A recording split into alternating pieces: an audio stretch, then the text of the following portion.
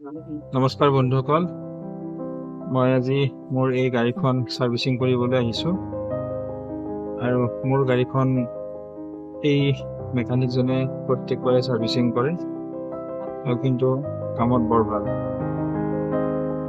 আৰু তে চাওকচোন মোৰ গাড়ীত কি কাম কৰে তেওঁ।